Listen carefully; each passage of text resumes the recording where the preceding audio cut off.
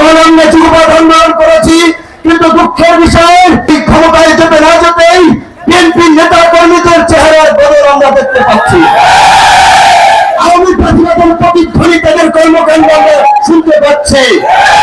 তাই পরিষ্কার কথা, বিএনপি যদি উপলব্ধি করে যারা আন্দোলন করেছে বিগত 1.5 দশক রক্ত দিয়েছে, তাদের নিয়ে জাতীয় সরকার করবে, তাদের মূল্যায়ন করবে, তবে বিএনপির সাথে জোট হবে, বিএনপির সাথে রাজনৈতিক সমঝোতা হবে।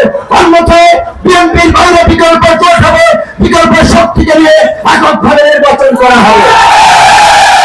অনেকদিন ধরে বলে আসছি, সেই ঐতিহাসিক শেখ সাহেবের কথার মতো চূড়ায় নাহি শুনে ধর্মের কাহিনী বারবার বলে আসছি।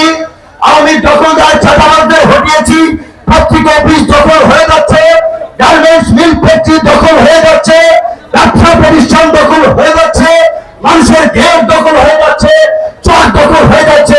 এই দখলদারির জন্য ছাত্র জনতা জীবন দেয় নাই। চূড়ায় নাহি শুনে ধর্মের কাহিনী যারা এগুলো করছে তাদের কানে যাচ্ছে না।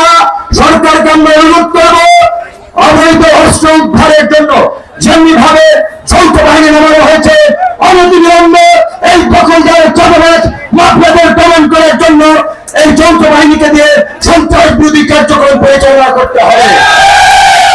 আজকে চিন্তা করতে পারেন, আমরা যে সংগ্রাম করেছি, সেই আন্দোলনের নেতৃত্ব দিয়েছি, আমি আমার জেলায় আসবো, সেইখানে আজকে বাধার সৃষ্টি করা হয়।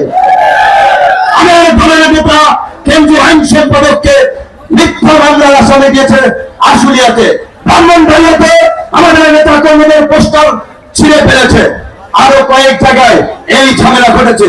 আমার খালু লাউকাঠি যাত্রায় থাকে, ইউনিয়নের পার্টি নেতারা সাথী নেতারা তাদেরকে হুমকি দিচ্ছে। হ্যাঁ, তোমরা পার্টি নেতা, তোমাদের টপ লিডাররা আমাদের সাথে দেখা করার জন্য, মিটিং করার জন্য সময় চায়, বিনয়ের সাথে কথা বলে পার্টি নেতা সাথী নেতা সেই সেফাতুল্লাহর মতো বললে জুতালিক মুজালিক সেই রকম টাইপের নেতা তাদেরকে পাকনা বেজিয়েছে, পাকনা ভেঙে যাবে, পরিষ্কার ভাবে বলে দিচ্ছি। আজকে শীতের মতো সোজা করে পড়বে ছাত্র জনতা।